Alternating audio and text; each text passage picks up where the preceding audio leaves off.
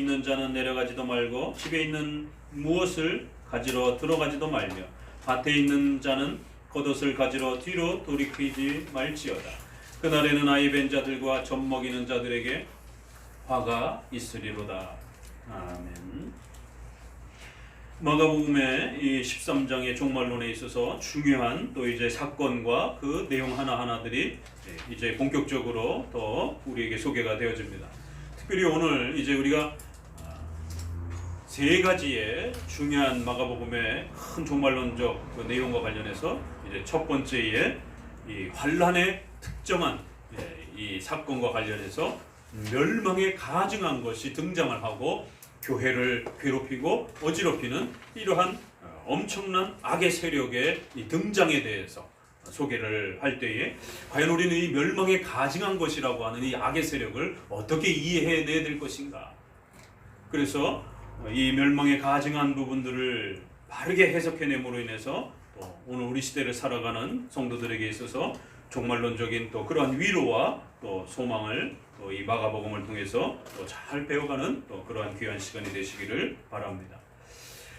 특별히 우리가 조심하셔야 되는 것은 지난 앞서서도 이 요한계시록의 천년왕국, 특별히 구약의 70일에 이 부분을 지나치게 문자주의로 너무 극단적으로 해석하는, 시간 중심적으로 해석하는, 그래서 이것을 종말의 끝에 일어나는 어떤 특수한 사건과 특수한 인물의 등장으로, 특수한 사건의 어떤 현상으로 해석함으로 인해서 성도들로 하여금 이제 당장 다음 달에, 당장 내년에 종말이 올 것처럼 그런 두려움을 주면서 결국 성도들의 가정과 직장과 삶을 등한시하게 만들고 결국 망가뜨리는 이러한 공포를 자아내는 이러한 위험한 세대주의적인 시한부적인 종말론의 이러한 위험성들을 조심해야 된다라고 거듭거듭 말씀을 드렸습니다. 그래서 특별히 천년왕국에 대한 이러한 부분들을 잘못 해석하는 이러한 세대주의자들이 한국교회에 더더욱 많은 영향을 끼쳤기 때문에 알게 모르게 많은 또 종말론 책들과 또 주석들과 해설들이 이러한 세대주의적인 천년왕국에 이러한 영향을 받아서 소개되어지고 있어서 성도들이 종말론에 관심을 가지고 책을 혹시라도 읽거나 이렇게 봤을 때 자신도 모르게 그러한 세대주의적인 천년에 대한 그러한 해석들 안에 또 놓여져 있을 수도 있습니다. 그렇기 때문에 적어도 이번 시간을 통해서 우리가 마가복음 13장 끝날 때까지 적어도 우리 장로교회의 종말론이라고 하는 부분을 잘 정립해 두시기를 바랍니다. 특별히 천년왕국이라고 하는 것은 유대주의적인 그러한 관점에서 나오는 것입니다. 그래서 신구약의 통일성과 이러한 흐름을 제대로 이해해내지 못하고 오직 유대인 중심의 이러한 해석을 하면서 유대인의 꿈이었던 다윗 왕국과 같은 그러한 거대한 화려한 왕국이 혈통적으로 민족적으로 다시 한번 펼쳐지는, 그래서 이 땅에 다윗 왕국과 같은 그러한 화려한 유대인들이 떵떵거릴 수 있는 그러한 지상 왕국이 1000년 동안 유지되어진다라고 하는, 이렇게 유대인들이 이해하는 것이, 그러한 유대인들의 천년 왕국적 개념을 세대주의자들이 그대로 끌어와 가지고 오늘 우리 시대에 그리스도의 재림이 일어나게 되면 지상의 천년 왕국이 이루어진다라고 하는 이러한 해석을 하는 것입니다. 그래서 이스라엘 땅을 지켜야 된다라고 하는, 이스라엘 민족을 지켜야 된다라고 하는, 중세 시대의 십자군 전쟁도 300년 동안이나 그 땅덩어리 차지하자라고 그렇게 종교적 명분을 제시를 하면서 말 그대로 십자군 전쟁, 거룩한 성전이라고 하면서 이스라엘 땅을 확보를 하게 되면 거기에 예수님이 재림하시게 되고, 그래서 유대인들을 중심으로 해서 1000년 동안 화려한 왕국이 펼쳐질 것이다라고 하는, 그러니까 이거를 특정한 종말의 끝 사건으로 해석하면서 종말에 등장하는 어떤 특수한 인물로 멸망할 가증한 자를 해석하면서 이제 곧 임박하게 이제 예수님의 재림이 닥친 것처럼 그렇게 해석하는 것입니다. 그리고는 그 임박한 환란의 마지막 환란을 7년 대환란으로 잡으면서 1000년 왕국 전에 7년 대환란이 있고, 그 7년 대환란 전에 성도들은 환란을 받지 아니하고 예수님이 재림하시면서 1차 재림을 통해서 휴거를 통하여 이제 7년 동안 멀리 다른 곳으로 가 있다가 또 2차 재림에 중간 재림을 또 주장하는 자들은 그 7년 환란 중에서 회개하고 정신 똑바로 차리며 신앙생활하는 사람들, 또 유대인들 중에 바르게 또 신앙생활하는 사람들, 이런 사람들을 중간 3년 반쯤에 중간쯤에 재림하셔서 또 한 번 데려가기도 하고, 그리고 7년의 마지막쯤에 3차 재림에서 또 이제 최종적으로 또 오실 것이다라고 2차 재림을 주장하는 사람도 있고 3차 재림을 주장하는 사람도 있고 뭐 다양합니다. 그러나 반복적 재림을 주장한다는 것이. 그래서 오늘 이 본문에서도 그렇게 멸망의 가증한 자가 등장을 해가지고 7년 대환란이 시작이 되어지고, 그러면 그 7년 대환란 이제 시작 전에는 성도들이 휴거가 되어지고, 그렇기 때문에 이제 성도들은 집으로 들어갈 생각하지 말라는 거예요. 가정생활 생각하지 말라는 거예요. 회사생활 걱정하지 말라는 거예요. 그런 거 다 쓸데없는 것이다라는 겁니다. 이제 휴거될 거니까 그런 거는 우리에게 다 필요가 없고 온전히 휴거될 생각만 하라는 것이. 이 본문을 세대주의자들이 그런 식으로 7년 대환란 직전에 일어나는 그러한 마지막 징조의 표시로 해석하면서 성도들은 가정생활 때려쳐라, 직장생활 때려쳐라, 국가와 사회생활 필요 없는 것이다, 이제 곧 휴거가 되는데 자꾸만 가정이나 직장이나 이런 거에 신경 쓰면서 뒤를 돌아보고 이 일상 자기 생활에, 개인 생활에 자꾸 매여 있고 이러면 안 된다라는 것이. 오로지 휴거 준비하면서 신앙생활에만 전념하라는 거예요. 세대주의가 실제로 이 본문을 그렇게 해석합니다. 그렇게 해서 성도들은 가정과 직장과 국가와 삶에 대해서 이제는 더 이상 신경 쓰지 말고 오직 기도에 전념하면서 그런 모든 것들은 이제 등한시하면서 외면하라라. 어떻게 이 본문을 읽으면서 그렇게 해석할 수 있을까? 이처럼 극단적 문자주의 해석이라는 게 성도들의 삶을 파괴하고 망가뜨리는 이런 일들이 벌어집니다. 그래서 오늘 이 본문도 천년왕국을 중심으로 해서 세대주의자들이 그 천년왕국이 이루어지기 전 7년 대환란의 그 사건으로, 그 인물로 그렇게 특정화시키면서 이제 7년 대환란 전에 휴거가 되어지는 그러한 또 모습과 또 그 환란 동안에 있는 또 그러한 모습과 또 그리고 환란의 끝에 이제 이 멸망의 가증한 자를 결박해가지고 예수님이 이제 재림하시면서 심판하러 오시고, 그리고 나서는 천년왕국이 지상의 유대인들을 중심으로 해서 이제 이루어질 것이다라는 거예요. 그리고는 천년이 끝나면 마지막에 가서 또 한 번의 이제 예수님의 심판이, 그래서 심판도 1차 심판, 2차 심판, 3차 심판 이런 식으로 계속 이어갑니다. 그러면 4차, 5차, 6차는 왜 없습니까? 얼마든지 있을 수 있는 것이에요. 그런 식으로 한다라면. 이게 가톨릭의 연옥사상과도 또 그렇게 자꾸 구원을 연장시키는, 칭의를 연장시키는, 심판을 계속 연장시키는, 그래서 마치 또 다른 기회가 주어질 것처럼 이런 식의 사고들이 결국 유기적으로 맞물리면서 고구마 줄기처럼 또 그렇게 따라붙으면서 구원론도 깨지고 신론도 깨지고 종말론도 깨지고 교회론도 깨지고 다 깨져버리는 일이 벌어지게 됩니다. 그렇기 때문에 이러한 천년왕국의 지상 천년왕국을 유대인 중심으로 펼치려고 하는 그러한 문자주의의 이러한 해석에 항상 조심하셔야 되고, 그렇기 때문에 휴거를 대비하라는 식으로 임박한 종말론을 통해서 성도들에게 공포심을 자아내고 또 성도들의 재산과 성도들의 삶을 빼앗으려고 하는 이러한 시도들을 성도들은 더더욱 조심해서 주의를 기울이셔야 됩니다. 자, 그러면 오늘 이 멸망에 가증한 것이라고 하는 것은 특별히 큰 환란이라고 하는, 이것은 엄청난 환란의 날이고, 이것은 참으로 생각해야지도 못했던 그런 심각한 환란이어서 성도들에게 어마어마한 아픔을 주고 고통을 주고 괴로움을 주게 될 것이다라는 거예요. 자, 그러면 적어도 우리가 신구약 전체 아래서 또 섭리적 종말론이라고 하는 처음과 마지막 전체를 하나님의 통치 아래서 현재와 미래 전체를 살피는 이러한 장로교의 종말론적 관점에서 보게 되면 이 환란은 우리가 앞서 지난주에 설교했던 성도들의 환란과 그 문맥이, 흐름이 연속되고 있는 것을 보게 됩니다. 그래서 우리가 지난번에는 교회 생활하면서 또 종말에 이러한 거대한 하나님의 역사를 이루어가면서 또 우리 성도들의 개인의 삶 속에 삶이 진행되어져 가면서 반드시 고난의 때가 찾아오고 또 환난과 어려움의 때가 찾아온다라고 말씀을 드렸습니다. 그건 특정한 시대에 특정한 사건으로만 오는 게 아니라 개인의 삶 속에서도 시시때때로 그런 환난이 찾아오고 또 역사 전체를 봐서도 예수님의 시절이나 오늘 우리 시절이나 국가나 그런 여러 기관들을 동원해서 문화를 동원해서 교회를 핍박하는 이런 모습들은 6.25 시대나 일제시대나 또 오늘 우리 시대나 동일하게 그렇게 반복이 되는 것이지 그게 어느 특정한 때만 있어가지고 마치 종말의 특정한 징표인 것처럼 이렇게 몰아가면 안 된다는 건데, 물론 종말의 마지막 시대는 사탄이 이제 영원히 심판받아야 될 마지막 시점이니까 더 세게 강하게 교회를 핍박하고 성도들을 핍박하는 것은 당연한 것입니다. 그러나 그것이 언제인지는 모른다라고 성경은 거듭거듭 분명히 우리에게 당부하고 있는 것을, 경고하고 있는 것을 보게 됩니다.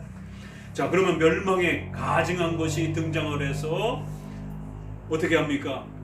서지 못할 곳, 이 성전이라고 하는, 마태복음에 보게 되면 성전이라고 좀 더 이렇게 누가복음에 이렇게 연결해 보게 되면, 그래서 이 멸망에 가증한 것이 다른 복음서에서는 군대에 너희가 휩싸이거든 이렇게 또 표현되어 있고, 여기서는 멸망에 가증한 것이다 라고 이렇게 표현되어 있고, 어떤 데살로니가서에서는 불법의 사람이다 이렇게 또 표현되어 있고, 그러니까 이게 특정하게 누구다라고 문자적으로도 명시하지 않았어요. 이렇게 애둘러서 이렇게 대략적으로 이렇게 표현을 하는 것이. 그리고 또 한쪽에서는 성전이라고 하는, 또 거룩한 곳이다라고 하는, 그래서 교회를 핍박하고 성도를 핍박하는 또 이런 모습으로서 어떠한 악의 세력이 이렇게 존재하고 있는 것을 보게 됩니다. 그래서 그러한 악의 세력들이 성도들을 핍박할 때에 끊임없이 핍박하면서 이제 엄청난 고통을 가하게 될 것이다라고. 그렇기 때문에 이러한 고통의 이러한 때에는 더더욱이나 아이를 뵌 자들과 그렇게 젖먹이는 산모들은 더더욱 큰 고통을 겪게 될 것이다라고 하는. 그럼 이런 본문을 어떻게 해석해야 됩니까? 이거 문자적으로 해석하게 되면 까딱 잘못하면 어떤 일이 벌어져요? 임신에 대한, 또 양육에 대한, 출산과 임신, 출산, 양육에 대한 강력한 부정적 의견이, 거부적인 그러한 세계관이 잘못하면 만들어질 수도 있습니다. 그렇기 때문에 마치 아이를 갖는 것이, 출산의 이러한 과정을 겪는 것이, 양육하는 것이 마치 신앙생활에 아주 방해가 되는 것처럼, 아주 해가 되는 것처럼, 이렇게 임신한 여인과 아이를 양육하는 또 이러한 어미의 이러한 수고와 노력들을 마치 신앙생활에 방해가 되고 기도생활에 또 예배생활에 방해가 되는 것처럼, 그러니까 차라리 아이가 없는 여자가 훨씬 더 낫다, 양육을 하지 않는 그런 여자가 훨씬 더 신앙생활하는데 편하다, 이런 식으로 읽혀질 수가 있습니다. 그러니까 세대주의자들은 그러니까 결혼이고 뭐고 양육이고 그런 거 다 쓸데없는 것이다라는 거예요. 오로지 신앙에 전념하면서 휴거 준비하는 게 중요한 것이지 돈 벌고 아이 양육하고 이런 게 무슨 의미가 있느냐라는 것이에요. 얼마든지 그렇게 읽혀낼 수 있습니다. 그러나 우리가 다른 본문에 보게 되면 성도들의 그 고난의 극심함을 뭐라고 표현했느냐면 산통이라고 이렇게 표현을 합니다. 마치 여성이 아이를 낳는 것처럼 그런 아픔과 고통을 너희들이 겪게 될 것이다. 이게 얼마나 극심한 것인지를 예를 드는 것이에요. 마치 산모가 아이를 낳을 때 거의 죽을 것 같은 그런 고통을 겪는 것처럼 성도들은 그런 환난과 산모가 겪는 그런 고통들을, 산고의 산통의 고통들을 느낄 것이다. 그리고 여기에서도 동일하게 다시 한번 산모를 이야기하면서, 그렇기 때문에 성도들은 고난과 환난이라는 게 어느 정도냐면 마치 아이 뵌 여성들이 또 출산의 이 과정 후에 아이들을 양육해가는 그 힘들고 어려운 부분들을 그 감내하는 것처럼 마치 성도들은 그 산고의 산통의 출산과 양육에 이런 엄청난 고통을 느끼는 것처럼 그런 환난과 고통들을 성도들은 신앙 안에서 겪게 된다는 것이, 악한 자들에 의해서 그런 산고의 고통을 느낄 정도로 그런 엄청난 고통들을 겪고 살아가게 된다는 거예요. 바울 서신에도 보게 되면 바울이 내가 너희를 낳았다 이렇게 하면서 산고의 고통 속에서 내가 너희를 키웠다 이런 표현들을 늘 씁니다. 그래서 인간의 고통을 이야기할 때 성경은 신구약 전체 안에서 산모의 고통을 굉장히 비유적으로 많이 갖다 씁니다. 그것만큼 인류의 고통 중에 엄청난 그런 고통이 없다고 생각을 하는 것이죠. 그리고 또 다른 고통도 비슷하게 쓰지만 산모의 이러한 출산의 고통을 즐겨서 많이 비유로 그 고통의 극심함을 이야기할 때 또 그렇게 씁니다. 겨울에 이러한 그 환란이 일어나지 않도록 기도해라.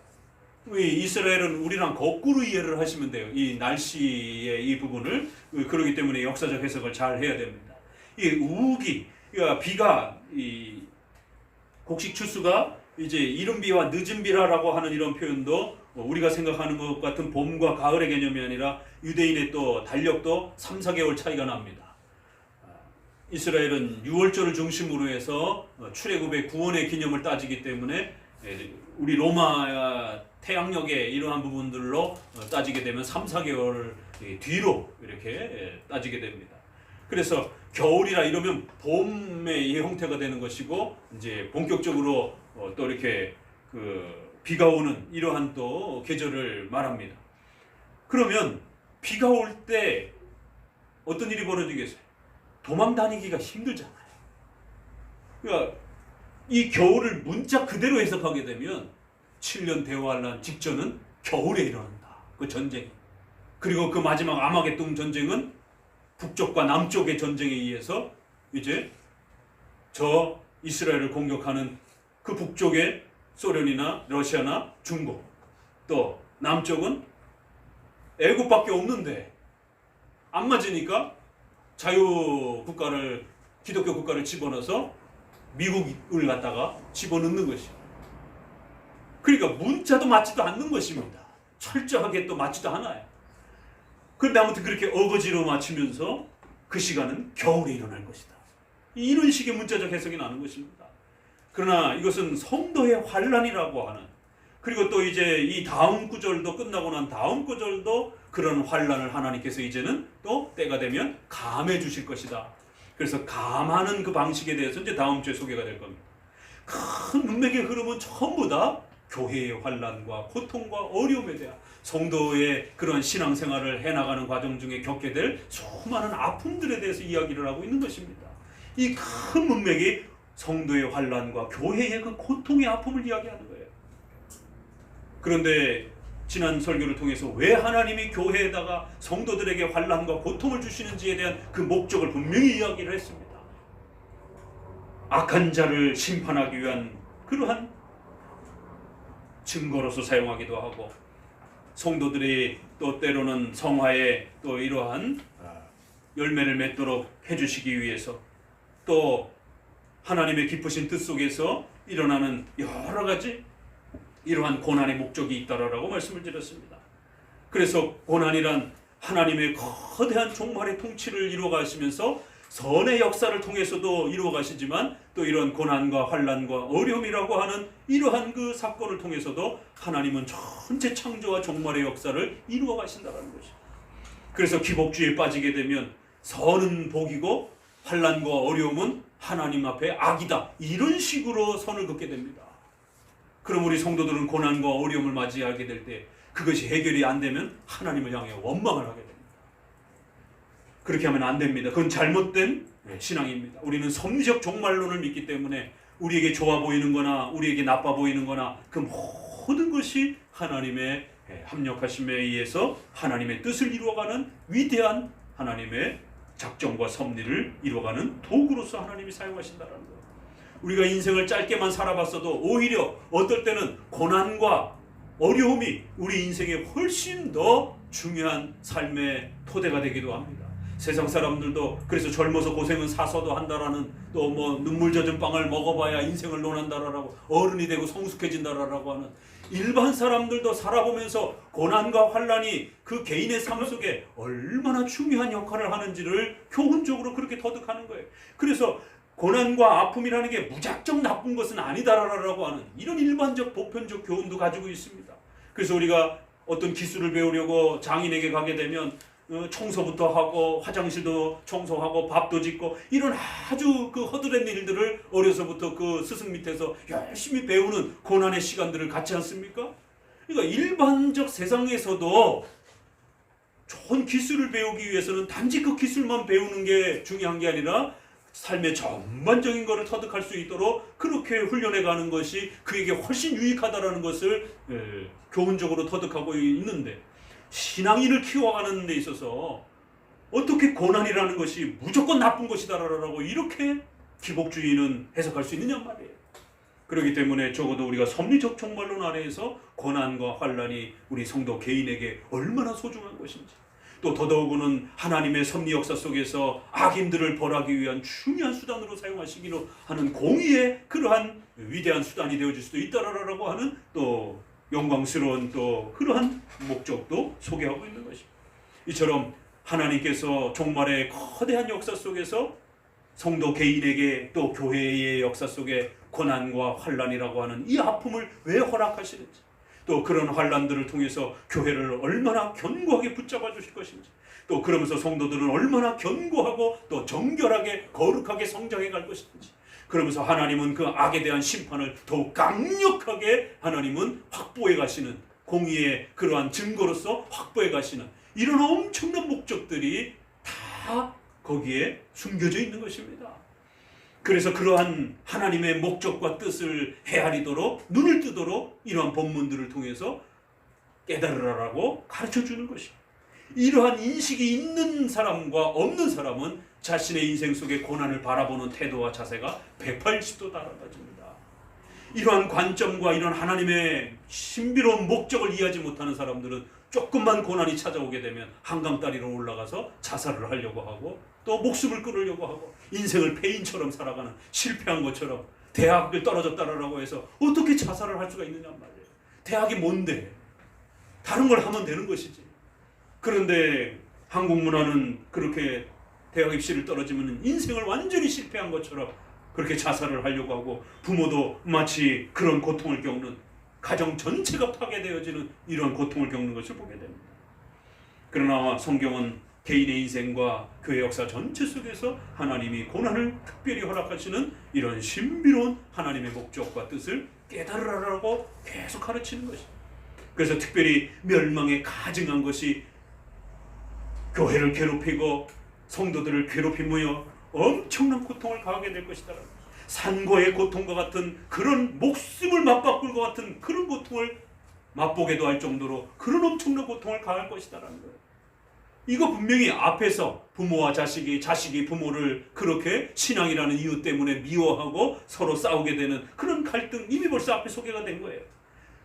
또 다시 한번 산고의 고통처럼 그런 엄청난 고통을 맛보게 될 것이다라고 얘기하면서, 그렇기 때문에 이제 너희는 그러한 고난이 좀 더 줄어들 수 있도록, 될 수 있으면 그러한 우기라든가 또 이러한 어려운 때에 만약에 그런 환난이 닥치게 된다라면은 성도들이 피신하고 또 피해가는 데 있어서 많은 어려움을 겪지 않겠느냐라는 것이. 그래서 이스라엘의 그런 모습들을 소개하면서 성도들의 그러한 고난들을 하나님이 줄여주시도록, 완화해 주시도록 열심히 기도하라는 것이. 그러면서 이제 뒤에 감해 주신다라는 이야기가 나오는 겁니다. 그래서 다음에는 그 감한다는 방식이 구약에는 어떻게 표현되어 있고 신약에는 또 어떻게 표현되는지를 배우게 될 겁니다. 그래서 오늘은 멸망의 이 가증한 것이라고 하는 것이 도대체 누굴까? 또 그러면 오늘 우리 시대에는 어떤 방식으로 이 멸망에 가증한 것이 존재하고 있는가? 이런 부분들을 연결해서 함께 보아야 합니다. 이 문장을 이해하기 위해서는 우리는 반드시 어디로 돌아가야 되느냐면 다니엘서로 돌아가야 됩니다. 자, 다니엘서. 지난번에는 전체적으로 한번 여러분에게 소개를 해드린 것이고, 오늘 본문에서는 이제 좀 더 중요한 부분들을 중심으로 해서 소개를 해보고자 합니다. 이 부분은 함부로 상상적으로 또 지나치게 문자적으로 제안해서 이거다라고 해석하면 안 되고, 이 마가복음의 예수님의 표현은 전부 다 다니엘서의 표현들을 또 다른 성경의 부분들을 끌어왔기 때문에, 주로 다니엘서를 많이 끌어서 설명을 하신 것이기 때문에 다니엘서와 연결을 해서 멸망에 가증한 것이 뭔지, 겨울이라는 게 뭔지, 이러한 또 아이를 뵌 부분들이란 이런 표현들이 어떤 흐름에서 구약에서 쓰였는지를 잘 가지고 와서 이 마가복음을 해석해야 됩니다. 그리고 난 다음에 이 부분을 좀 더 확장한 데살로니가 후서에서 이 표현의 마가복음의 표현을 다시 한번 반복하면서 좀 더 확장해 갖고 표현을 합니다. 그래서 데살로니가 후서를 그리고 이제 결론적으로 읽어보셔야 됩니다. 그래야 이 신구약이 그리스도의 말씀 아래에서 전체적으로 조화가 되는 것입니다. 종말론은 성경에서 가장 어려운 부분입니다. 그래서 이단도 가장 많은 것이에요. 우리 성도들이 성경을 읽을 때 가장 힘들어하는 부분이기도 합니다. 그러니까 항상 조심하셔서 우리 장로교의 해석 법칙, 첫 번째 문자적, 그 문자는 문맥을 중심으로 해서 읽어가는 문자적 해석, 그리고 신구약의 통일적인 그런 역사 전체를 들여다보는 역사적 해석, 그리고 마지막으로는 7대 교리를 넘어서지 않는 범위 내에서 사도신경과 웨스트민스터라고 하는 이런 7대 교리 안에서 각 본문의 이러한 부분들이 결론적 교리가 무엇인지들을 그렇게 또 읽어가야만 하는 것입니다. 아주 특별한 예언적인 메시지들이 소개되고 있기 때문에 이게 문자인 것인지, 이게 어떤 의미적인 것인지, 이 문맥 전체 흐름 아래에서 신구약 통일성 아래에서 잘 신중하게 접근하지 아니하면 이걸 문자로 봐야 될지, 이걸 의미로 봐야 될지, 비유로 봐야 될지 굉장히 헷갈리는 것입니다.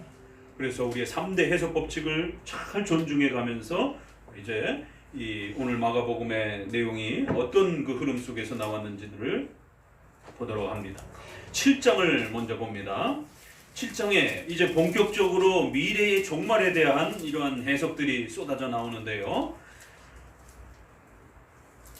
다니엘서는 600년 정도의 포로로 잡혀갑니다. BC 600년 정도의 포로로 잡혀가면서 바벨론 포로의 70년을 예고합니다. 그래서 그 70의 7이라고 하는 71회라고 하는 독특한 숫자가 이제 다니엘서에 등장을 합니다. 신약의 천년왕국이 등장을 하는 것처럼 그러나 이건 어려워하지 마시고 7이라고 하는 완전 숫자, 거기에 10이라고 하는 또 완전 숫자를 대입하면서 하나님의 창조 역사 전체가 7일을 통해서 완성하면서 거대한 창조가 완성된 것처럼 하나님의 창조부터 종말의 그 거대한 하나님의 작정과 하나님의 완벽한 통치를 7이라고 하는 완전 숫자를 통해서 이처럼 처음과 끝 전체를 하나님의 계획 속에서 하나님이 지배하시고 다스려 간다라고 하는 하나님의 절대 주권적인 역사를 가르치는 것입니다. 그렇기 때문에 바벨론의 그 70년도 사실은 정확하게 계산할 수는 없는 것이에요. 그래서 구약학자들도 이거를 바벨론의 포로가 1차, 2차, 3차로 잡아가기 때문에 1차에다 기준을 둬야 될지 2차에다 기준을 둬야 될지 굉장히 여러 해석들이 있는 겁니다. 좀 우리가 다양한 해석으로 존중하는 것입니다. 그래서 포로로 돌아올 때도 이제 536년에 고레스에서 포로로 돌아오지만 또 스룹바벨과 여호수아가 돌아옵니다. 그러나 또 7, 80년 뒤에 400년 중반쯤에 450년쯤에 에스라를 중심으로 해서 2차가 또 돌아옵니다. 그리고 느헤미야에 의해서 1, 20년 뒤에 다시 또 3차 휘한이 돌아옵니다. 그러니까 돌아올 때도 또 1, 2, 3차로 돌아옵니다. 그러니까 어디를 기준으로 잡느냐에 따라 정확하게 70년이 될 수도 있고 안 될 수도 있고, 그래서 너무 문자적으로 이렇게 해석하기보다는 하나님께서 정하신 그 뜻 속에서 그들이 고난을 받을 것이고 그 고난의 때가 다 완성이 되면 이제 하나님이 허락하심으로 돌아올 것이다. 그래서 하나님의 계획 속에서 그 포로가 진행되었고 하나님의 계획 속에서 그 포로가 이제 다시 돌아오는 역사가 일어날 것이다라고 그렇게 하나님의 완벽한 주권적 통치를 가르치는 것으로서 그렇게 받아들이면 충분한 것입니다. 자, 그렇기 때문에 이제 이런 하나님의 거대한 주권적인 완벽한 하나님의 역사에 대한 통치를 이제 미래적인 또 종말과 관련해서 다니엘서는 어떻게 표현을 하느냐면 네 짐승을 소개를 합니다. 그런데 모든 역사를 다 말할 수는 없는 거예요. 성경은 기록하기에 이제 제한성이 있으니까, 종이와 이러한 부분들이 분량이 제한성이 있으니까 이걸 너무 많이 기록해 놓으면 우리가 들고 다니고 읽을 수조차가 없잖아요. 그렇기 때문에 성도들이 읽을 수 있는 정도의 수준으로서 요약을 하고 또 집약을 해야 되기 때문에 2000년 역사, 예수님 이후로부터 2000년 역사, 아니면 또 아브라함이 BC 2000년 정도입니다. 그러면 그 2000년 역사, 그러면 다 합쳐서 4000년 역사를 다룰 것인지, 어디 역사를 다룰 것인지, 이런 것도 선택을 해야 되는 겁니다. 그럴 때 다니엘은 적어도 바벨론 포로부터, 그것이 이제 자기와 닥친 역사이기 때문에, 그래서 600년의 바벨론의 1차 포로를 잡혀가는 그 시점에 다니엘이 이제 70년 포로 생활을 이야기를 합니다. 그래서 이게 정확히 70년, 문자적 70년인지 아니면 또 의미적으로 하나님의 계획하신 때를 또 이렇게 표현할 수도 있는 것이고, 그래서 특정한 하나님의 계획 속에서 이제 포로 생활이 진행될 것이다라고 경고하면서 그 포로로 잡아갈 때에 멸망에 가증한 악한 자가 등장을 해서 이스라엘을 초토화시킬 것이다라고 1차 예언이 그렇게 소개가 되는 것이죠. 그러면 다니엘 시대도 벌써 멸망에 가증한 것이 교회를 쑥대밭으로 만들어서 586년에 남왕국이 완전히 망가집니다. 600년에 포로로 잡혀간 것은 예비적 포로로 잡혀간 것이죠. 1차로 포로로 잡혀가고, 그래서 느부갓네살이 바벨론이 쳐들어올 때 부분적으로 공격해서 포로로 잡아가고 또 잡아가고 이러다가 586년에는 완전히 짓밟아버리고 이스라엘의 왕국을 없애버리는 이러한 일이 벌어지는 것입니다. 그래서 586년에 멸망에 가증한 것이 예루살렘 성전을 다 박살을 낸 거예요. 성전의 보물들 다 뺏어간 것입니다. 성전이 완전히 짓밟혔어요. 그래서 누가복음에는 또 특별한 표현이, 마태복음에서는 이스라엘이 군대에 짓밟힐 것이다 이렇게 되어 있고, 누가복음에서는 좀 특별한 것이 이방인들의 손에 의해서 짓밟힐 것이다. 그래서 이방인들에게 그 권세가 넘어갈 것이다. 그래서 그 권세를 가지고 교회를 짓밟는 일정한 시간 동안, 그렇게 이방인의 때 동안 교회를 짓밟을 것이다 이렇게 되어 있습니다. 그럼 이것이 다니엘서로 다 넘어오게 되면 멸망에 가증한 바벨론의 군대에 의해서 이스라엘 백성들이 실제 문자적으로 완전히 초토화되었고, 그래서 성전까지 다 파괴가 되었습니다. 포로로 다 잡혀갔습니다. 이방인이 이스라엘을 지배하는 시대가 되어버렸어요. 벌써 여기서 그러면은 성취가 되는 것입니다. 자, 그래서 이제 우리가 다니엘서를 보게 되면 미래적 종말을 선지자들이 어떻게 예언하는가를 보셔야 됩니다. 성경은 미래에 대한 예언도 분명히 담고 있습니다. 예수님의 재림과 최후 심판도 분명히 예언하고 있습니다. 그런 것처럼 모세는 바벨론 시대를, 또 이스라엘의 백성들의 가나안 시대를 예언하고 있습니다. 또 선지자들은 북왕국과 남왕국의 멸망을 예언하고 있습니다. 예수님의 초림, 예수님의 오심을 예언하고 있습니다.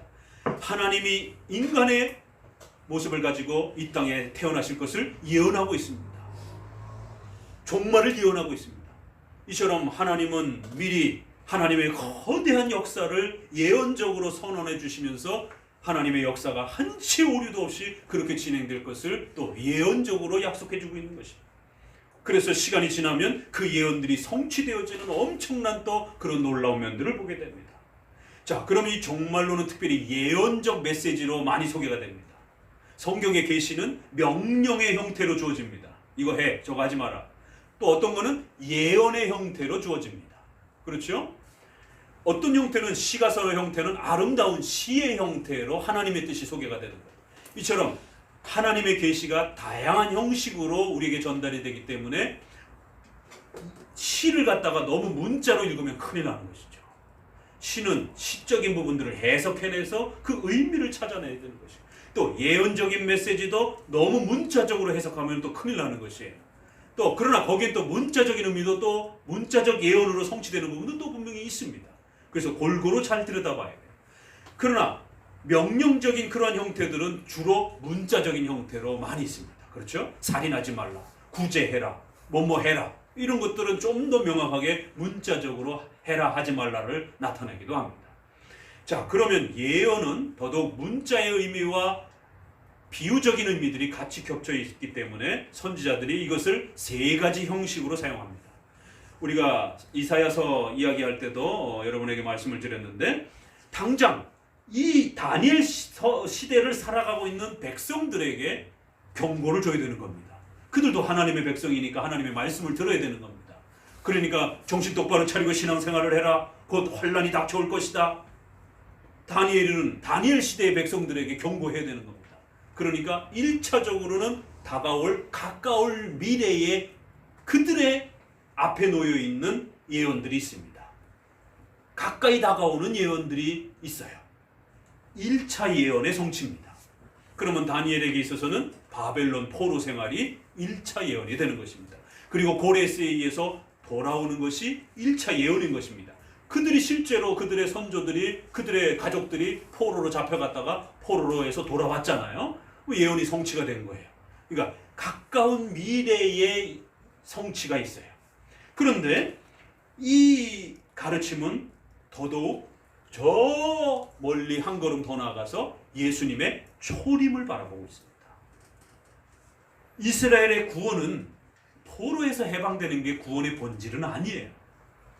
항상 구약이나 신약의 구원의 본질은 뭐예요? 믿음으로 구원받는 것. 그 믿음의 대상은 오직 우리의 중보자 되신 예수 그리스도입니다. 그렇기 때문에 예수님의 오심은 굉장히 중요한 구원의 본질입니다.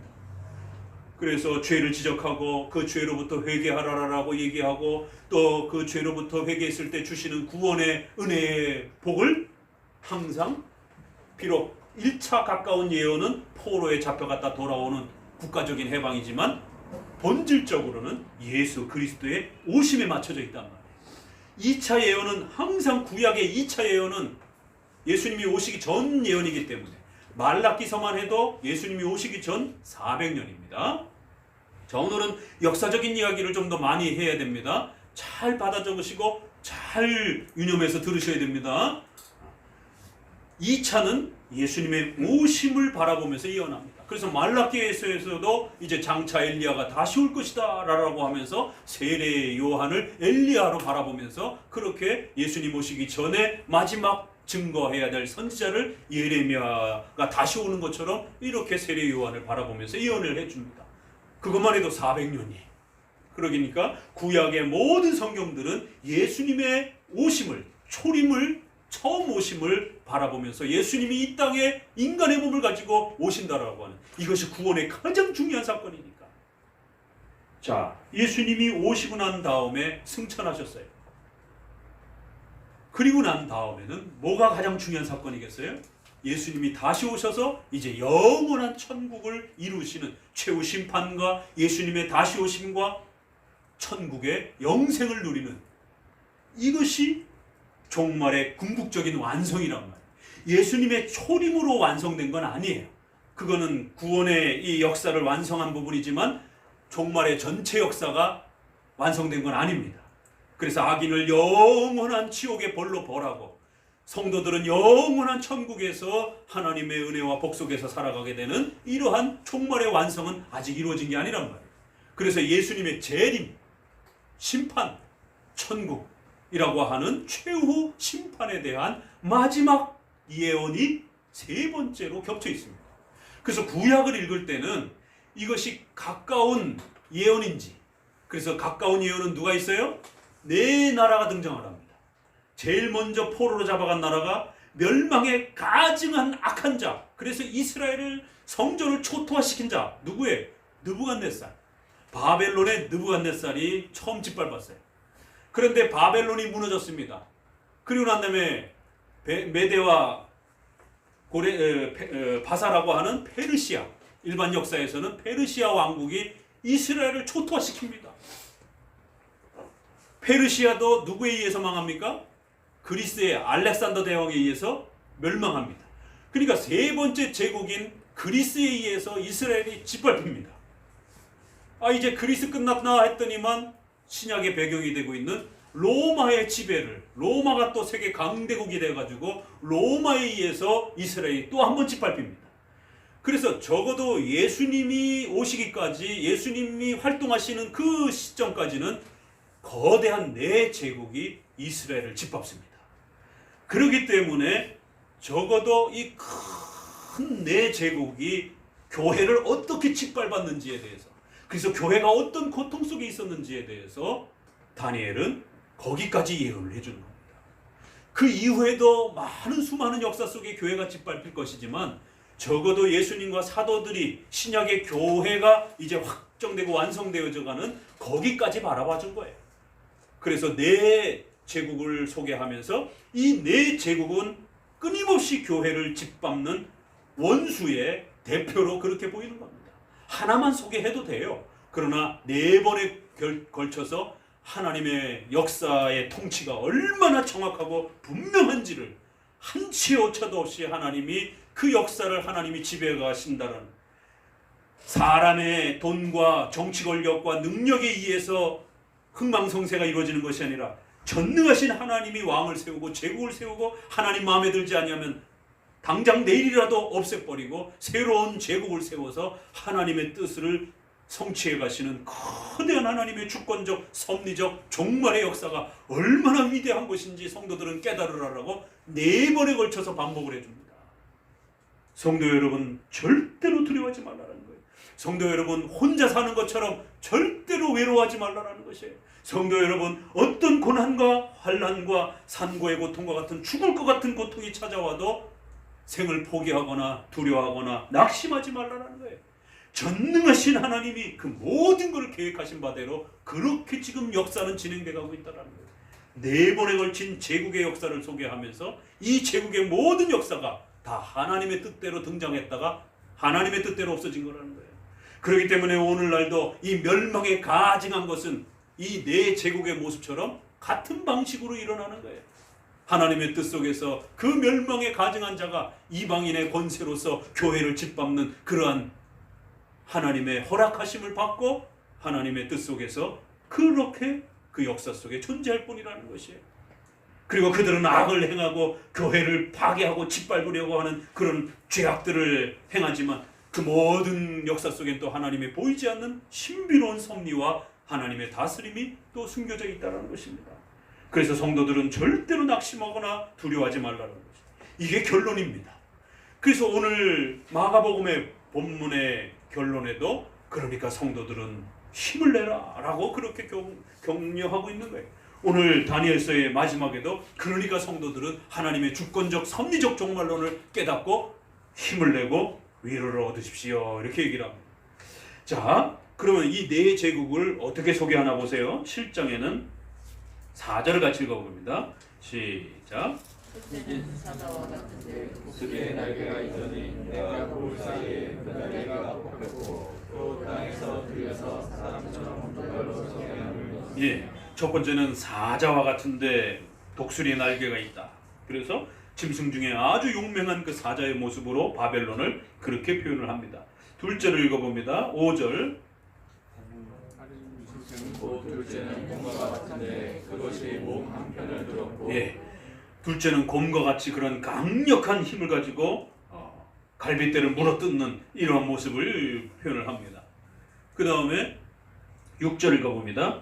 그 후에 내가 또 본즉 다른 짐승 곧 표범과 같은 것이 있었는데 그 등에는 세 날개 넷이 있고 그 짐승에게 또 머리 넷이 있으며 또 권세를 받았습니다. 예, 그래서 셋째는 표범. 그래서 짐승 중에 가장 속도가 빠른 표범을 소개를 합니다. 알렉산더 대왕이 페르시아 제국을 지배하는데 단 10년도 안 걸렸어요. 알렉산더 대왕은 참 희한한 사람입니다. 일반 역사에 그 권세와 능력을 가지고 20살 초반에 등장을 해가지고 33살인가에 죽습니다.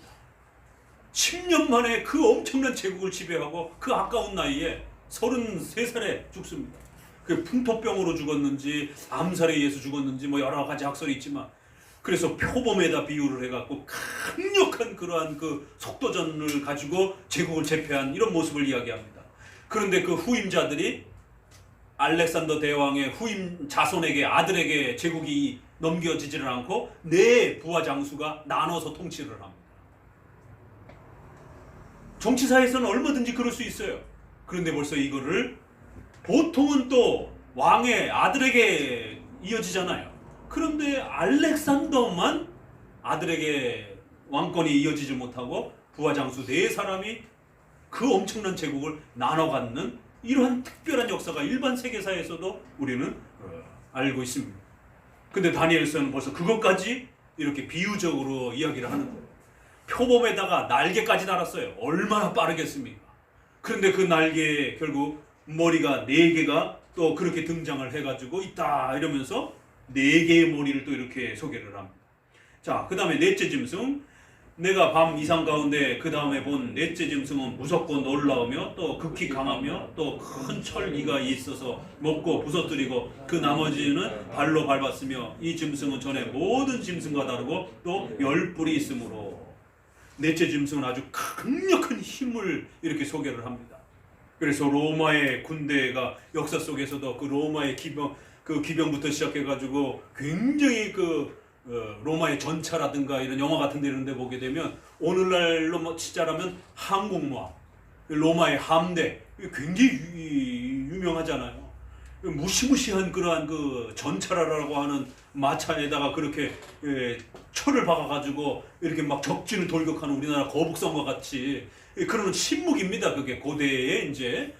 그러니까 로마의 이 엄청난 이런 신무기로 무장된 이러한 그 강력한, 그래서 로마 시대 때는 이 건축 기술이라든가 이러한 측량이라든가 이런 부분이 발달이 돼가지고 어마어마한 무기들이, 신무기들이 페르시아, 바벨론에 이게 비교가 안 될 정도로 어마어마한 신무기들이 이게 발전이 됩니다.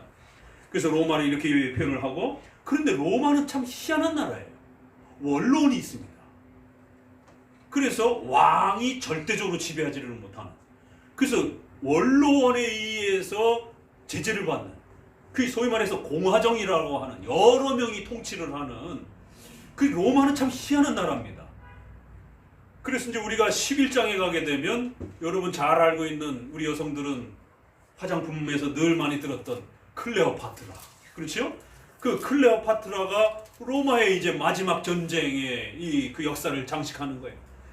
안토니우스라고 하는 로마의 장수가 클레오파트라하고 사랑에 빠져가지고는 결국 나라를 등져버리고, 그래서 예수님이 태어날 그 시점에 아우구스투스라고 하는, 옥타비아누스라고 하는 로마의 이제 그 장수가 안토니우스라고 하는 두 사람이 격돌을 부딪히는, 그럴 때에 이 옥타비아누스가 결국 가이사에 이렇게 올라가게 됩니다. 왕으로 올라가게 됩니다.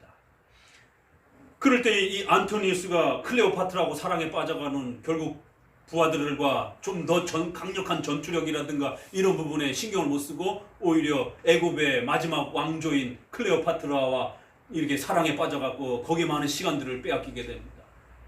결국 나중에 둘 다 전쟁에 몰리니까 이제 그 유명한 해전에서 이제 악티움 해전인가요? 거기서 이제 패하니까 결국 자살해서 죽는 영화도 많이 나옵니다.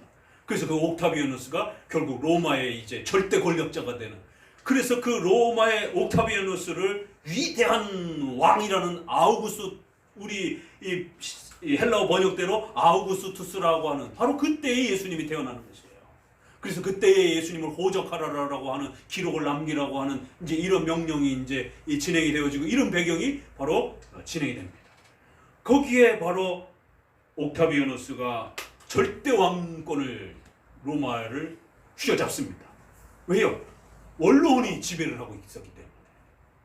그러니까 이런 그 여러 명이 지배를 하는, 그러니까 참 독특한 나라입니다. 바벨론도 페르시아도 그리스도 전부 다 단독적인 왕이 지배를 했는데, 로마는 희한하게 여러 통치와 지도자들이 이렇게 왕을 견제하는, 그래서 최초의 공화정이라고 하는 정치제도 형태가, 원로원 제도가 로마의 이 정치 시스템으로 구축이 됩니다. 그런데 성경은 벌써 이처럼 10뿔이 있으니, 그래서 이 10뿔을 로마의 10왕으로도 볼 수도 있고, 또 공화정같이 이렇게 왕 옆에 왕을 견제하는 여러 리더십으로도 볼 수도 있는 여러 해석들이 되어집니다. 아무튼 이처럼 로마의 마지막 왕조는 그 여러 통치권이 여러 개의 10개와 같이, 이렇게 딱 10개가 아니라 10은 항상 완전 숫자이기 때문에 여러 통치자들이 이렇게 등장을 하면서 그 나라를 지배하게 되는 이런 역사가 있을 것이다라는 거예요. 자, 이렇게 4번의 짐승의 비유로 이야기를 합니다. 8장으로 넘어갑니다. 자, 8장의 3절을 읽습니다. 내가 눈을 들어본 즉 강가에 두 뿔 가진 수양이 섰는데 그 두 뿔이 다 길어도 한 뿔은 다른 뿔보다 길었고, 이러면서 숫양이 소개가 되어집니다. 이 숫양은 누구를 뜻하냐면 페르시아를 뜻합니다. 페르시아 왕을 숫양으로 비유를 합니다. 5절을 같이 읽어봅니다. 내가 생각할 때 한 수염소가 서편으로부터 와서 온 지면에 두루다니되 땅에 닿지 아니하고 그 염소 두는 사이에는 현저한 뿔이 있더라. 그것이 두 뿔 가진 수양 곧 내가 본 바 강가에 섰던 양에게로 나아가되 분노한 힘으로 그에게 달려가더니, 그래서 수염소가 순양을 어떻게 해요? 완전히 물리쳐 버립니다. 그 수염소는 그리스 알렉산더 대왕을 예언하는 것입니다. 그래서 페르시아를 그리스가 지배하는, 그래서 요 페르시아와 그리스의 전투를 좀 더 집중적으로 한 번 더 상세하게 소개를 합니다.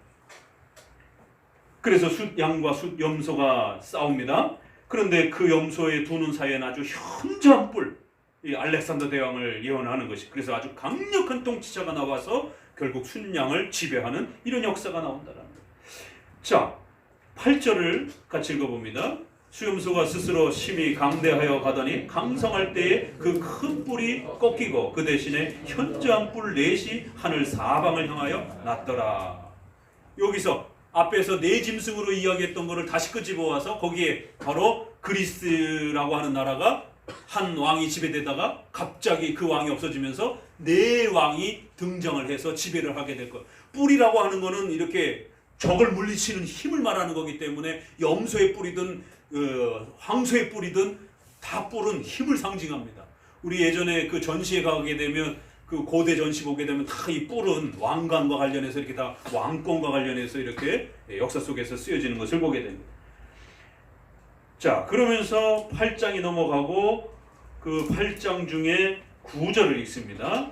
그중 한 뿔에서 또 작은 뿔 하나가 나서 남편과 동편과 또 영화로운 땅을 향하여 힘이 커지더니, 영화로운 땅은, 거룩한 땅은 어디겠어요? 당연히 이스라엘을 말하는 것이죠. 10절, 그것이 하늘 군대에 미칠 만큼 커져서 그 군대와 별 중에 며칠 땅에 떨어뜨리고 그것을 짓밟고, 그래서 강력한 힘으로 거룩한 땅을 짓밟는 모습을 보게 됩니다. 11절, 또 스스로 높아져서 군대의 주제를 대적하며 그에게 매일 드리는 제사를 제하여 버렸고 그의 성소를 헐었으며 범죄함을 인하여 백성과 매일 드리는 제사가 그것에 붙임바 되었고 그것이 또 진리를 땅에 던지며 자의로 행하여 형통하더라. 성소를 짓밟고 성소에서 드리던 제사를 없애버리고 아주 가증한 일들을 행한다라고 이렇게 소개를 합니다. 벌써 이 내용이 마가복음의 말씀에 멸망의 그 가증한 것이 등장을 해서 서지 못할 곳, 거룩한 곳에 서서 그 성소를 짓밟는 그러한 고통의 때가 있다라고 이렇게 얘기를 합니다. 요거를 받아서 데살로니가에서는 매일 드리는 제사를 폐하고 그렇게 성전을 더럽힐 것이다 라고 하면서 더욱 확장합니다. 다니엘서의 내용을 끌어옵니다. 마가복음도 다니엘서를 끌어오고 데살로니가 후서 2장도 이 환란을 그대로 끌어오는 것이. 그래서 교회를 핍박하고 짓밟는 이런 엄청난 고통들이 누구에 의해서요? 그리스의 지배에 의해서. 네 왕국이 지배하다가 그 네 왕국에 이어지는 그러한 통치권에 의해서 교회가 아주 쑥대밭이 나는 그러한 고통과 어려움을 겪게 될 것이다라는 것이. 13절을 읽어봅니다. 계속. 나 다니엘이 내가 들은즉 거룩한 자가 말하더니 다른 거룩한 자가 그 말하는 자에게 묻되 이상이 나타난 바 매일 드리는 제사와 망하게 하는 죄악에 대한 일과 성소와 백성이 내어준 바 되으며 짓밟힐 일이 어느 때까지일꼬 하며 그가 내게 이르시되 2300주야까지니 그때의 성소가 정결하게 함을 입으리라 하였느니라. 도대체 이 고통과 환란이 언제까지입니까? 이러면서 마가복음에는 어떻게 되어 있어요? 어느 때 가면 감해 주실 것이다 이렇게 되어 있습니다. 다니엘서는 2300주야 반으로 나누게 되면 1200일 정도 되는 거예요. 요게 계시록으로 넘어가게 되면 1260일 이렇게 나오는 겁니다. 숫자로 전환이 될 뿐인 거예요. 이건 이제 다음에 한번 더 설명을 드리고요. 아무튼 이렇게 엄청난 그 고통들이 따르게 될 거라는 거예요. 자, 9장으로 넘어가 봅니다. 이제 9장에는 또다시 메대 족속 아하수르의 아들 다리오가 갈대아 나라 왕으로 세움을 입던 이 원년에 70년의 포로 생활을 깨닫고 하나님 앞에 간절히 포로에서 돌아오게 해달라고, 우리의 죄를 용서해 달라고 기도하는 장면이 9장입니다. 그리고는 이제 10장으로 9장의 후반부로 넘어갑니다.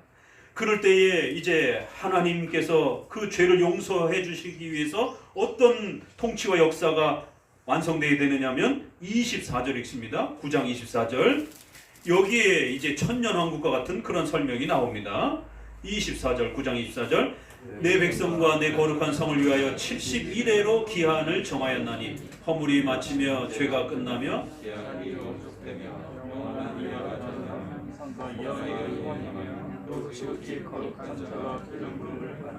그러므로 너는 깨달아 할지니라. 예루살렘을 중건하라는 영이 날 때부터 기름 부음을 받은 자 곧 왕이 일어나기까지 7일에와 60일에가 지날 것이요 그때 곤란한 동안에 성이 중건되어 거리와 해자가 이룰 것이며 62일 후에 기름 부음을 받은 자가 끊어져 없어질 것이며 장차 한 왕이 백성이 와서 그 성읍과 성소를 회파하려니와 그의 종말은 홍수에 엄물된 같이 또 끝까지 전쟁이 있으리니 황폐할 것이 작정되었느니라. 그가 장차 많은 사람으로 더불어 한 언약을 굳게 정하겠고 그가 그 일의 절반에 제사와 예물을 금지할 것이며 또 강포하여 미운 물건이 날개를 의지하여 설 것이며 또 이미 정한 종말까지 진노.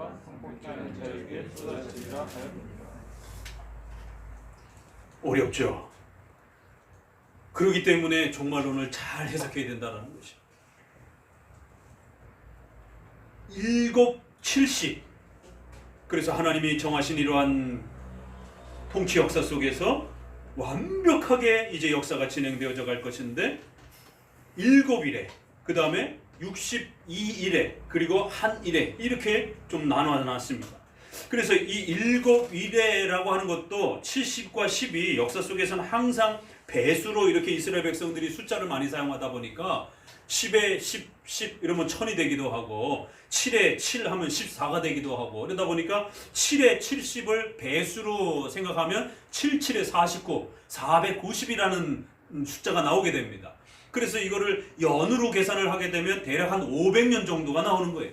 그러다 보니까 구약학자들이 1차적으로 문자적으로 먼저 좀 읽게 되면 다니엘의 이 예언, 특별히 성전이 건축될 것이다라고 하는 가까운 예언, 1차 예언을 바라보게 되면 언제 잡혀갔어요? 586년에 잡혀갔습니다. 그리고 536년에 고레스에 의해서 포로에서 돌아옵니다. 그러니까 적어도 536년에 돌아왔지만 20년 뒤에 성전이 또 제대로 완성이 됩니다. 그러니까 536년을 기점으로 잡던 516년을 기점으로 잡던 근데 성벽과 성읍까지 완성된 거는 에스라 느헤미야 때예요. 그러니까 한 450년 전으로. 그러다 보니까 대략 한 500년에서 예수님이 오실 때까지가 500년 정도가 되는 겁니다. 그래서 요거를 정확하게 앞에다 맞출 것이냐, 536년에 맞출 것이냐, 516년에 맞출 것이냐, 아니면 450년에 맞추게 되면 50년 정도가 비잖아요. 그러면 그거는 예수님이 십자가에 돌아가시는 거기까지. 그럼 중요한 역사니까. 그렇게 해서 또 500년을 채우기도 하고, 아니면 예수님의 초림에다 맞춰서 536년으로 또 이렇게 앞쪽으로 당기든 대략 한 500년 정도를 문자적으로 맞춰서 성전이 건축되라고 하는 명령이 떨어지는 그 시점으로부터 7, 7에 49, 한 50년 정도. 그리고 거기로부터 62일에 한 3, 40년 정도. 그리고 마지막 한 일회 정도. 7년 정도. 이렇게 계산을 해보기도 한 것이에요. 그러나 이거는 너무 정확하게 계산할 수는 없는 것이에요. 다만 하나님께서 이렇게 큰 흐름을 따라서 하나님의 거룩한 섭리의 계획 속에서 그 역사가 진행되어져 갈 것이다라고 하는 그러한 예언으로서 소개를 하는 것입니다. 그럴 때 이 500년 아래에 대제국의 네 짐승의 예언들이 다 또 그렇게 겹쳐 있는 것입니다. 네 짐승의 예언을 숫자적으로 이렇게 다시 한번 그들의 거대한 통치의 변화들을 또 이렇게 세 번에 거친 큰 역사의 변화로 또 소개를 한 겁니다. 그럴 때 여기서 세대주의는 어떻게 해석하겠어요? 이거를 정확하게 문자와 시간을 계산합니다. 그래서 멸망에 가증한 자는 누구다? 이런 식으로.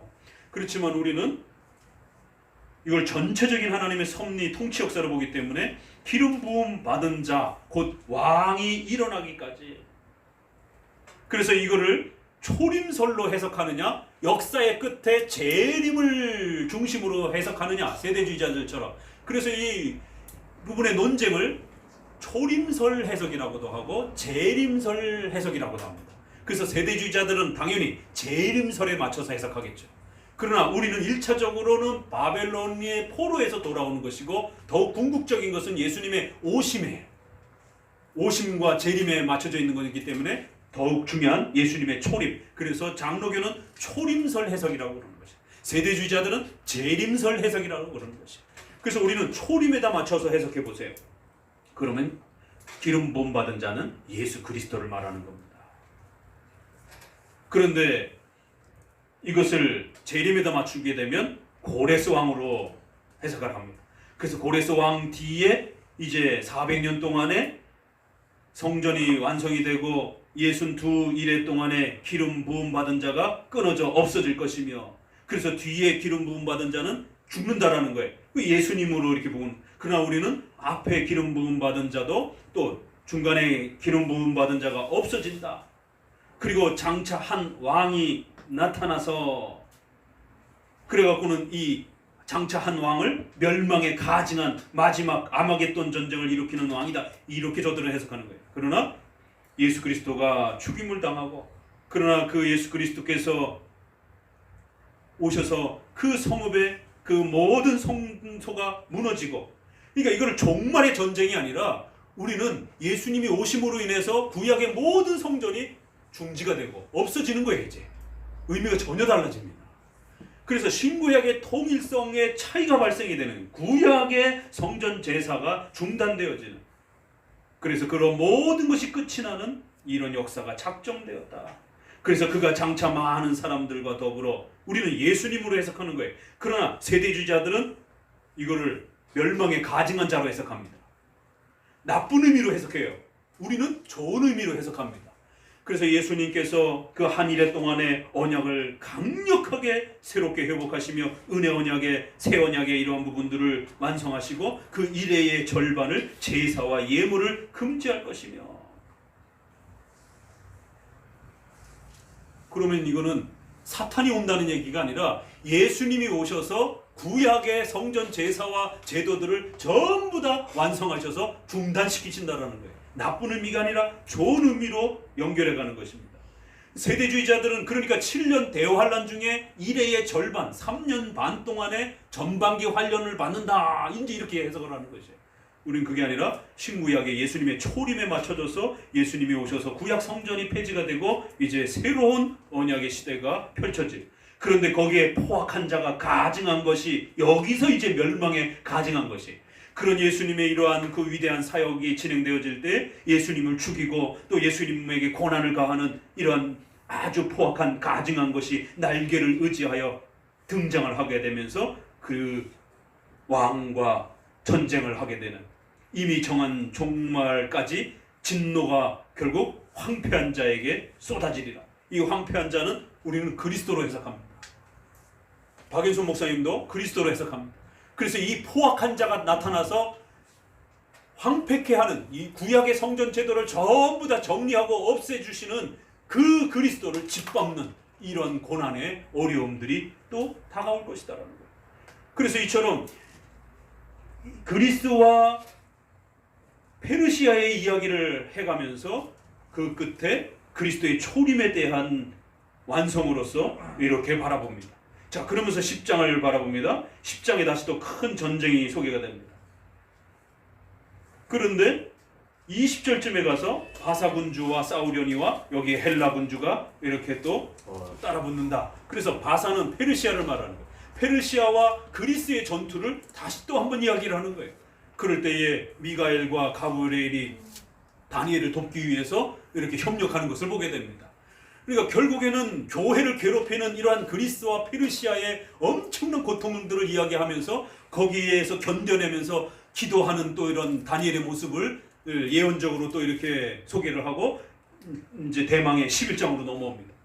이 11장도 역시 또 그리스와 페르시아의 이야기를 집중적으로 또 다루는 거예요.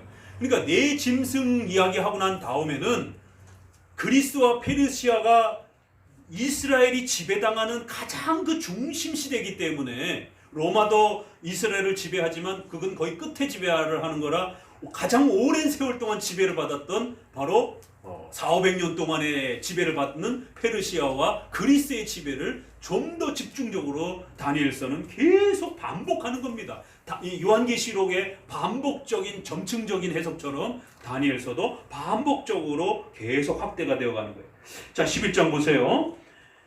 다리오 원년에 다시 또 다리오 원년 이야기를 또 합니다. 그러면서 바사에서 세 왕이, 페르시아에서 세 왕이 등장을 하는데 넷째 왕이 이제 강력한 힘을 가지고 헬라 왕국을 칠 것이다라는 거예요.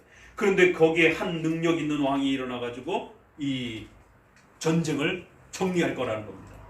이 네 번째 강력한 왕이 바로 아수르의 왕, 에스더 남편입니다. 그런데 이 아수르의 왕이 그리스를 칩니다. 이 유명한 전쟁이 바로 살라미스 해전입니다. 영화에서도 이렇게 보셨을 거예요.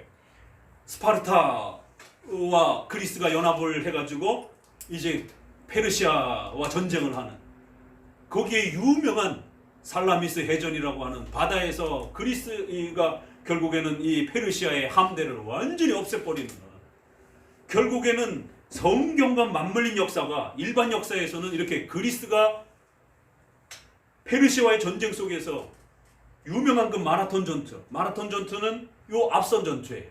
그래서 그리스, 스파르타 이런 나라들은 유럽의 아주 작은 나라인데 페르시아가 그걸 집어삼키고 유럽 전부를 먹으려고 이제 전투를 하는 겁니다. 그래서 크세르크스라고 하는 아수르에를 이렇게 히브리 말로 바꿨을 때는 아수르인 거고, 영어로 발음하면 크세르크스라고, 페르시아에는 이제 일반 역사에는 크세르크스로 나옵니다. 그 영화에 보게 되면 이제 그 멋있는 이렇게 우에 다 벗고 남자들 300명이 그리스 군사들이 그렇게 근육질의 남자들이 페르시아와 전투하는 그 장면입니다. 그 페르시아의 왕을, 에스더 남편을 아주 괴물처럼 그려놓고 레오니다스라든가 이런 그 근육질의 그리스의 남자들은 굉장히 멋있는 왕으로 이렇게 그려놨어요. 그 전투가 마라톤 전투입니다. 그래서 그리스가 그렇게 마라톤에서 전투에 승리를 해가지고 30몇 킬로를 달려와가지고 전쟁의 승리를 알리는 이제 그런 역사도 있는 거고, 그 이후에 살라미스 해전이 본격적으로 이제 쳐들어가가지고 결국 들어갔지만 그리스와 스파르타라고 하는 그 조그만 나라를, 유럽의 그 조그만 나라를 집어삼키지를 못하고 엄청난 제국이 결국 함대를 잃어버리고 군사들을 잃어버리고 이것 때문에 결국에는 페르시아는 왕권이 바뀌게 되는, 정권이 바뀌게 되는, 그리고 또 거꾸로 그리스는 이것 때문에 엄청난 권력을 지배하게 되는, 제국과 싸워서 이긴 겁니다. 소위 말해서 미국하고 전쟁을 해서 이긴 거예요.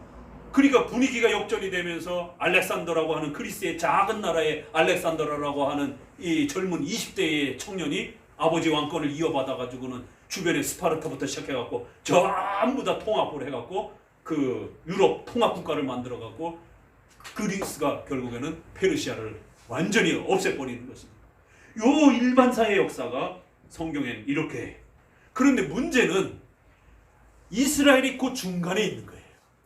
터키 그 중간 아래를 중심으로 해서 지중해 아래가 이스라엘 지역이잖아요. 그러다 보니까 터키를 넘어가면 유럽이고, 터키 이쪽은 이제 아시아 지역으로 넘어오는 거예요.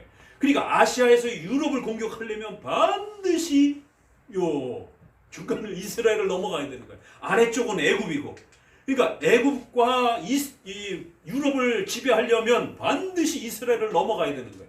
유럽의 나라가 애국과 아시아를 집어삼키려면 이스라엘을 건너가야 되는 것입니다. 이 역사의 요충지 아래에서 양강대국의 지배를 계속해서 고통을 받는 겁니다. 마치 교회가 사탄에 의해서 고통을 받는 이 아픔들을 세계 역사의 이 모습에 빗대어서 이렇게 전쟁 속에 휘말려가지고 어디에 의탁도 못하고 그 강원도 땅만 한 그런 조그만 나라가 세계 강대국 속에서 고통받는 이 모습을 이렇게 소개를 하는 겁니다. 그런데 여기도 다시 한번 4절에 그 한 능력 있는 왕이 지배했지만 갑자기 그 왕권이 천하 사방 4개로 나눠질 것이다라는 거예요. 이거 벌써 앞에 다 얘기했잖아요. 자, 그리고는 이제 그리스 왕국이 300년을 전후로 해서 320년에 알렉산더가 갑자기 죽었기 때문에 5절부터는 4왕국이 남쪽과 북쪽으로 나눠지는 이야기를 합니다. 그래서 4개로 나눠졌는데 이 장수가 4명이니까 어떤 일이 벌어지겠어요? 서로 또 싸움하고 다투고. 그러니까 2개로 이제 편제가 되는 겁니다. 북쪽을 통합한 하나가 등장을 하고 남쪽을 통합한 왕이 등장을 합니다. 그래서 애굽에는 프톨레미 왕조가 등장을 하고 북쪽에는 셀류커스라고 하는 왕조가 등장을 해서 남북이 오르락내리락 하면서 이스라엘을 가운데다 두고 계속해서 짓밟는 거예요. 우리나라의 역사하고 비슷합니다. 북쪽에 한번 식민지를 삼더니만 남쪽이 밀고 올라가니까 이제 시대가 바뀌어가지고 남쪽에 식민지를 살고 또 한 세대는 또 북쪽이 내려오니까 또 북쪽에 식민지를 살고 그러니까 이스라엘의 제사장부터 시작해서 백성들이 어떻게 해요? 한 세대는 북쪽에 붙었다가 한쪽에는 남쪽에 붙었다가 우리가 중국의 지배를 받으면서 계속 중국에 붙었다 말았다 계속 이 어려움을 겪는 것처럼 이제 본격적으로 5절부터는 남쪽 왕은 강할 것이요 그 군주들 중에 이제 하나가 결국 또 강력하게 힘을 발휘하면서 북쪽 왕과 싸울 것이다라는 거예요. 이게 300년에서부터 시작이 되는 역사인데 그런데 놀라운 건 7절에 보니까 그러나 그 공주의 본족이 6절에 보니까 남방왕이 힘이 부족하니까 어떡합니까? 남방왕의 딸이 북방왕에 나아가서 화친을 하리라 정략 결혼을 맺는 거예요. 이 공주의 힘이 쇠약하고 그 왕은 서지도 못하고 권세가 없어질 뿐 아니라 이 공주와 그를 데리고 온 자가 와 그를 낳은 자 그때 도와주던 자가 다 살해를 당하는 거예요. 남쪽 왕이 힘이 부족하니까 정략적으로 남쪽의 딸을 북쪽의 왕에게다가 주는 겁니다. 그렇게 해서 딸을 이용을 해가지고 북쪽을 집어삼키려고. 그러니까 그런데 그게 제대로 되질 않아가지고 이 유명한 이제 그 베레니카, 라우디게 이제 이런 이제 이름들이 등장을 하는 겁니다. 실제로 그리스의 300년 역사 속에 애굽과의 정략 결혼들이 일반 역사 속에 등장을 합니다.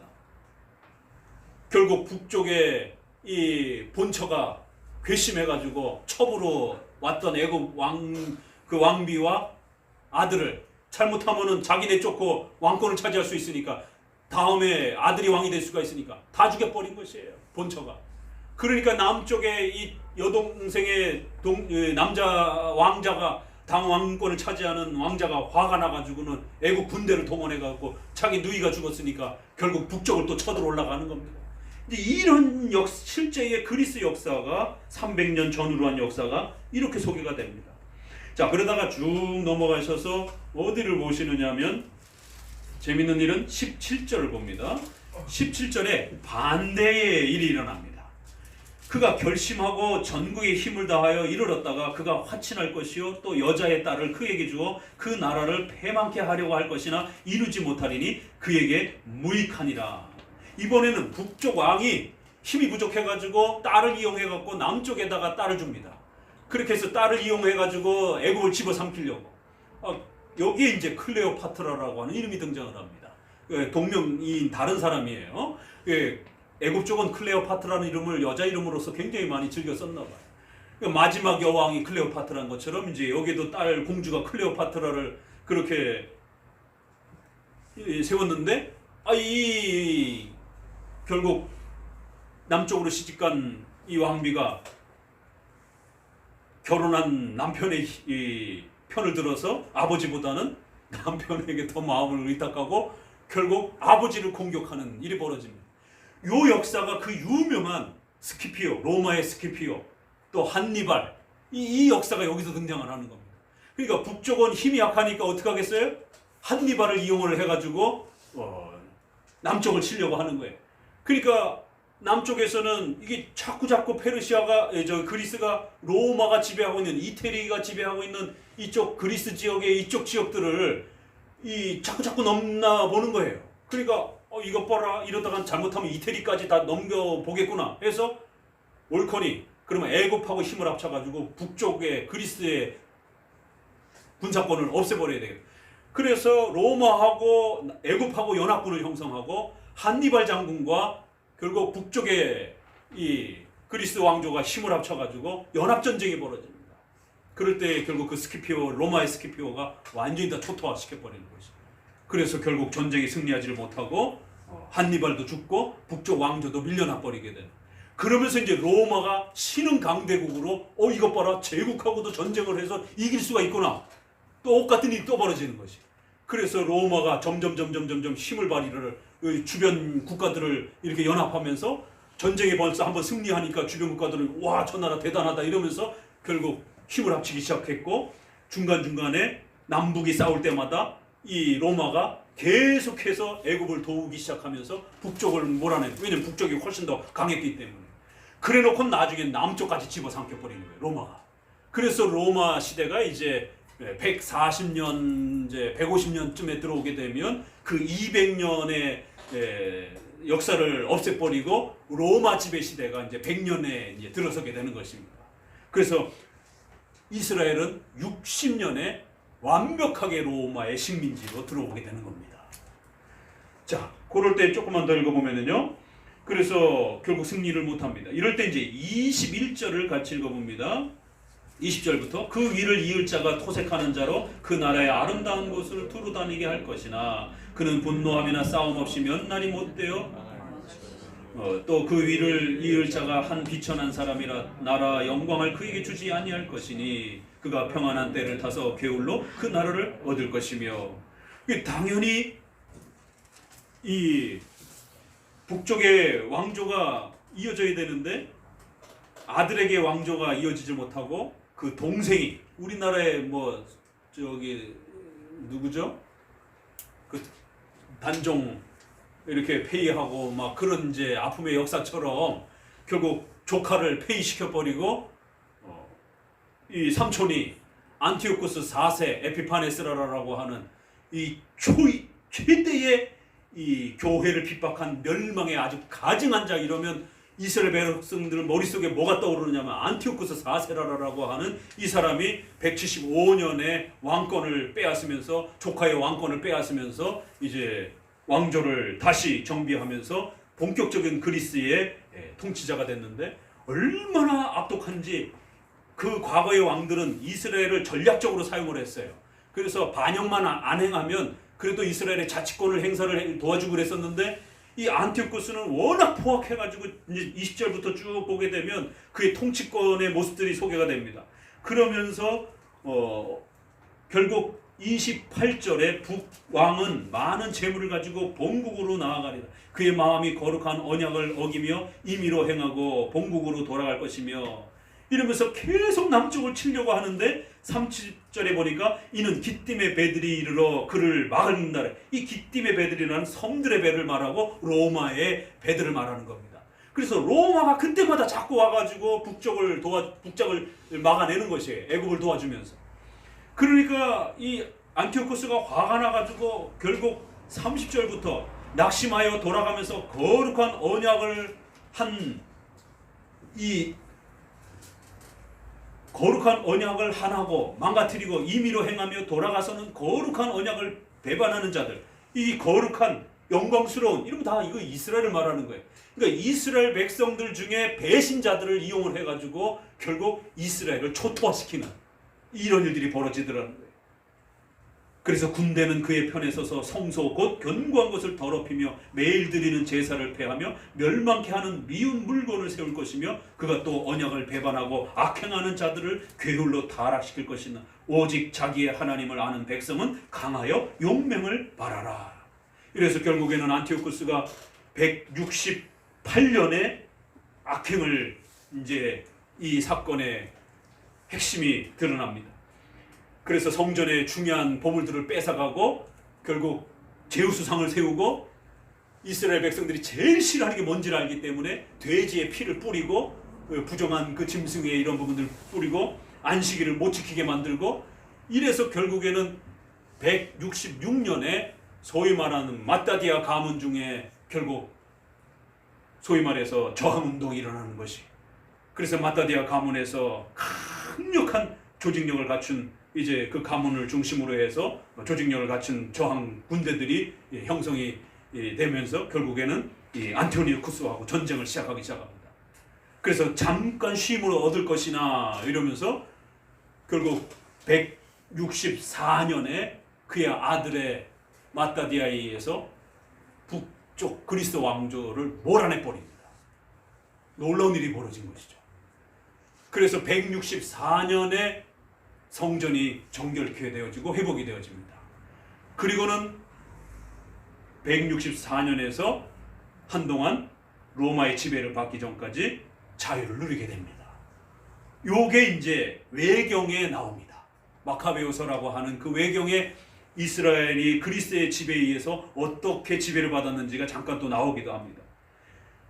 바로 이런 역사 속에 성전이 짓밟히고 망가지고 파괴되어지는 이 역사가 진행된다는 거예요. 그래도 성도들은 힘을 내라는 것이에요.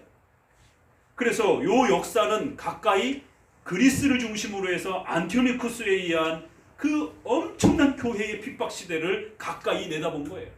그렇지만 이제 이것은 먼 미래에 또 종말의 그런 역사를 또 포함하고도 있는 것입니다. 다만 너무 문자적으로 대입해서는 안 된다는 것이죠. 자, 그리고 이제 마지막 내용은 36절에 이 왕이 자기 뜻대로 행하면 스스로 높여 모든 신보다 크다 하며 비상한 말로 신들의 신을 대적하고 형통하기를 분노하심이 쉴 때까지 하리니 이는 그 작정된 일이 반드시 이룰 것이라. 계속 어떻게 소개합니까? 작정된 하나님의 역사, 섭리적 하나님의 계획된 역사가 진행되어지는 것이다라는 거예요. 한치 오차도 없이 진행될 것이다라는 거예요.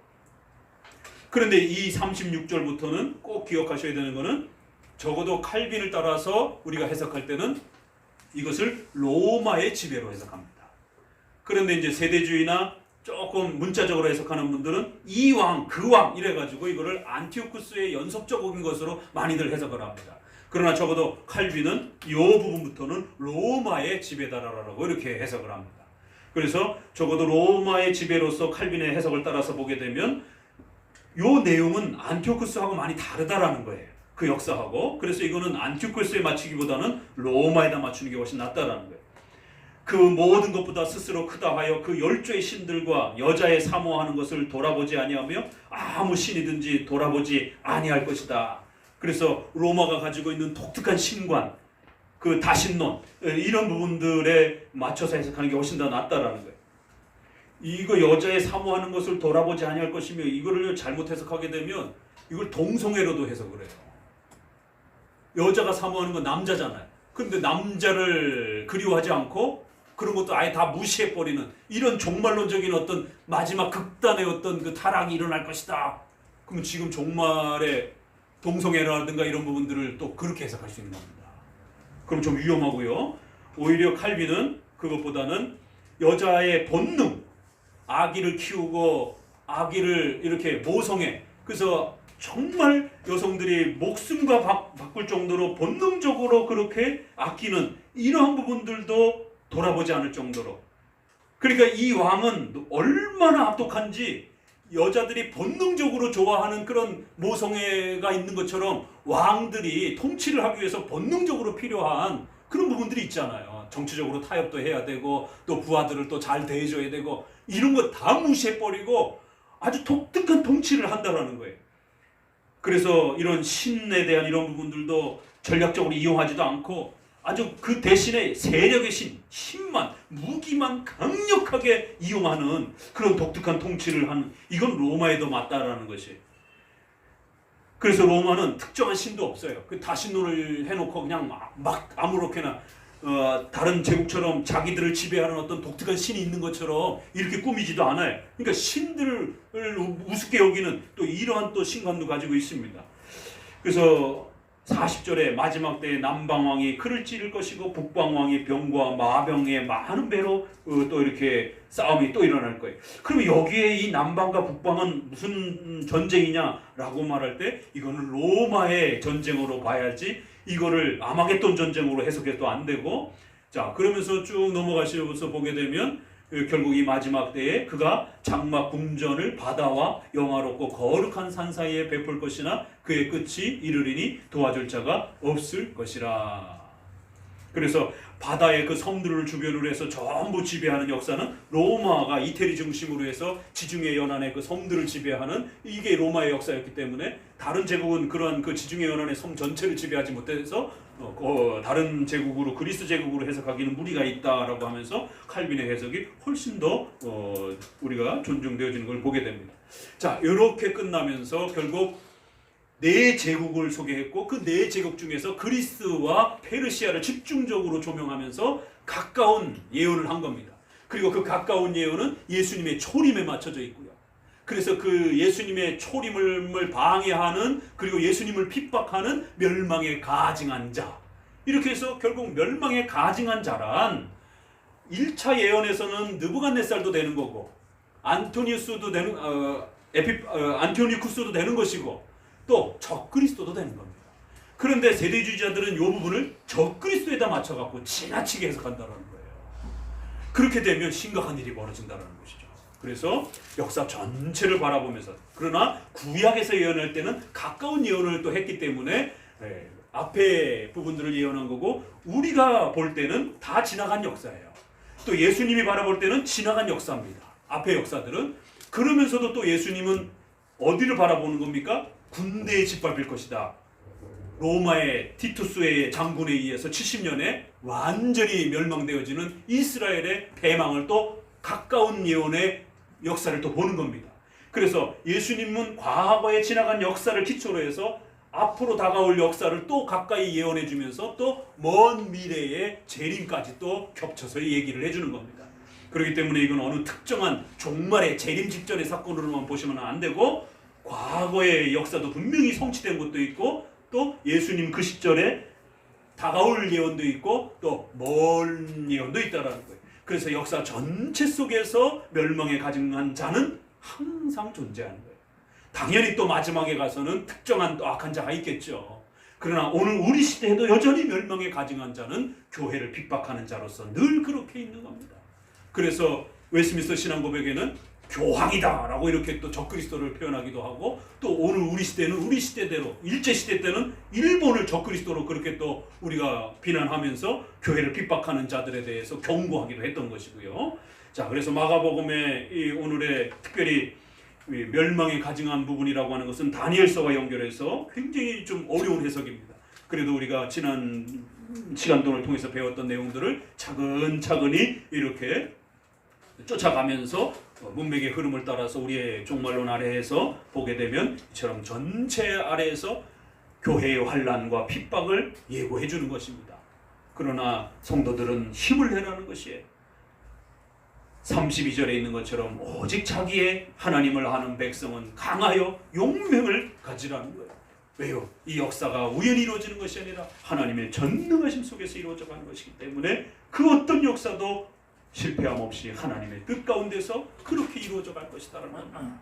오늘 다시 한번 그 큰 환난의 고통과 아픔들을 소개해주는 이 종말의 역사 속에서 성도의 환난이 비록 크다 할지라도 하나님의 그 계획 속에서 하나님의 뜻을 이루어가는 역사 속에서 이루어지는 것이기 때문에 우리 성도들은 더욱 힘을 내고 용기를 가지시기를 다시 한번 주의 말씀으로 권면을 드립니다.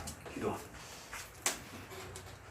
하나님 감사를 드립니다. 오늘 귀한 말씀을 통해서 특별히 다니엘서와 연결된 이런 종말의 또 이러한 핍박과 고난의 이 아픔들을 배워갑니다. 오늘 우리 시대에도 성도들이 고난받는 수많은 아픔과 괴로움들을 이러한 말씀들을 바라보며 잘 이겨낼 수 있도록 도와주옵소서. 예수님의 이름으로 기도합니다.